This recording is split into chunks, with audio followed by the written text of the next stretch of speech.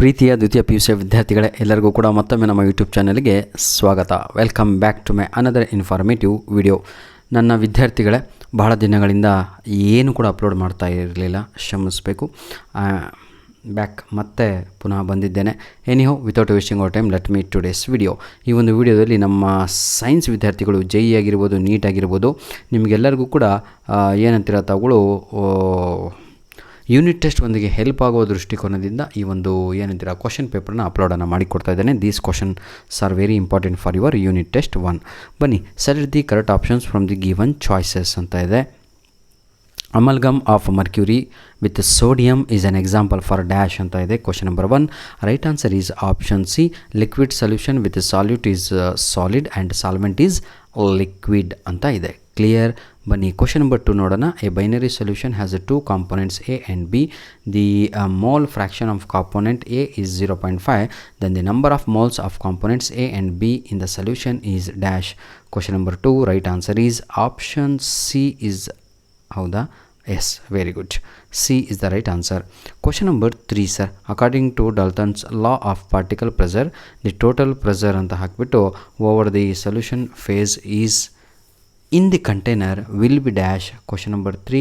Right answer is option B, the sum of the particle pressure of the component of the solution. Question number 4. The incorrect statement regarding the solution which is in dynamic equilibrium with the undissolved solute is dash ಅಂತ ಇದೆ. 4ನೆಯ ಪ್ರಶ್ನೆಗೆ ಸರಿಯಾದ ಉತ್ತರ ಬಂದು option D ಆಗಿ ಇರುತ್ತದೆ. Option D, it contains the minimum amount of solute dissolved in a given amount of solvent is the right answer is option D ಗೆ 4ಗೆ 4 answer. Question number 5. Which of the following aqueous solution has highest freezing point ಅಂತ ಇದೆ. Question number 5ಕ್ಕೆ ಸರಿಯಾದ ಉತ್ತರ ಬಂದು ಪ್ರೀತಿಯ ವಿದ್ಯಾರ್ಥಿಗಳೇ ಅದು ಆಪ್ಷನ್ ಡಿ ಆಗಿರುತ್ತೆ. ಇದಕ್ಕೂ ಕೂಡ ಆಪ್ಷನ್ ಡಿ. ಲಾಸ್ಟ್ ಒನ್ ಇದೆಯಲ್ಲ, ಅದು ಇಲ್ಲಿ ಎಲ್ಲ ABCC ಅಂತ ಆಗ್ಬಿಟ್ಟಿದೆ. ಲಾಸ್ಟ್ ಒನ್ ಇದೆ 0.1 ಸುಕ್ರೋಸ್ ಅಂತ ಇಲ್ಲವ, ಅದು. Question number 6. A student took 2 glasses of pure water from water filter. He cools glass A in the fridge and warms the other glass B on a stove. On comparing the solubility of oxygen in the water in glass A and glass B, he state that glass A contains dash ಅಂತ ಇದೆ. ಈಗ question number 6ಕ್ಕೆ ಸರಿಯಾದ ಉತ್ತರ ಬಂದು more oxygen than glass B. More oxygen than glass B. Clear? ಬನ್ನಿ, ಈಗ question number 7 ನೋಡ್ತಾ ಹೋಗೋಣ. ಇಫ್ ಒನ್ ಮಿಕ್ಸಿಂಗ್, ಇದಕ್ಕೆ ಕ್ವಶನ್ ನಂಬರ್ ಸ್ಟೇಟ್ಮೆಂಟ್ 2 ಕೊಟ್ಟಿದ್ದಾರೆ ಕ್ವಶನಿಗೆ. Both statements are true. Both statement 1 and 2 are true. Clear my dear? ಬನ್ನಿ, ಈಗ ಫಿಲ್ ಇನ್ ದ ಬ್ಲ್ಯಾಂಕ್ಸ್ ಕಡೆಗೆ ಹೋಗೋಣ ಮಕ್ಕಳೇ. Fill in the blanks. Fractional distillation of mixture of fermentation of sugars gives a solution containing approximately dash of ethanol ಅಂತ ಇದೆ. Question number 8. Right answer is 95% is the right answer. Question number 9.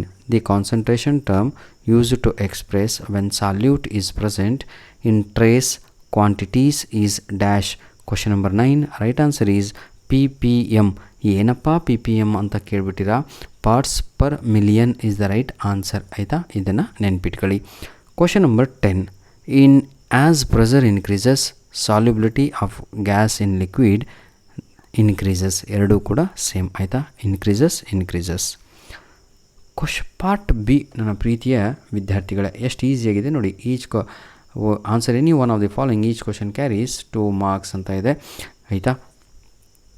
Any one state Henry's law, give any one application of it ಅಂತ ಇದೆ. Question number 11. ಆಯಿತಾ? Henry's law ಅದ್ರ ಬಗ್ಗೆ ಬರೀಬೇಕು. ಏನು ಬರೀತೀರಾ? At a constant temperature the solubility of a gas in a liquid is directly proportional to the partial pressure of the gas above the liquid ಅಂತ ಬರೀರಿ. ಇನ್ನೊಂದು ಏನು ಕೇಳಿದರೆ, give any one application of it ಅಂತ ಇದೆ.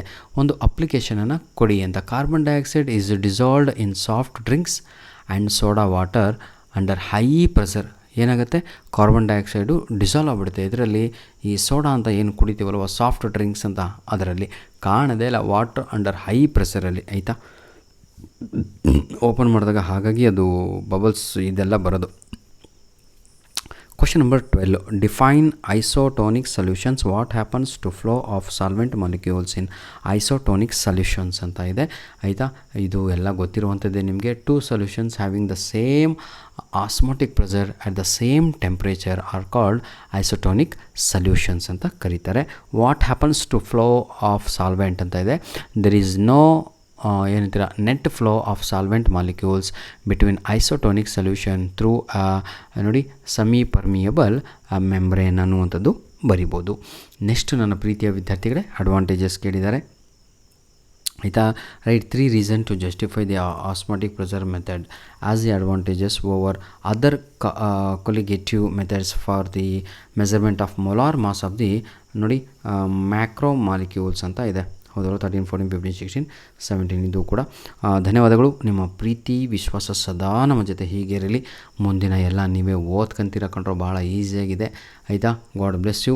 ಏನೇ doubt ಇದ್ದರೂ ಏನೇ ಬೇಕಾದರೂ ತಾಗಳು ಕಮೆಂಟ್ ಮುಖಾಂತರ ಅದನ್ನು ಸರಿಪಡಿಸಿಕೊಳ್ಳಿ.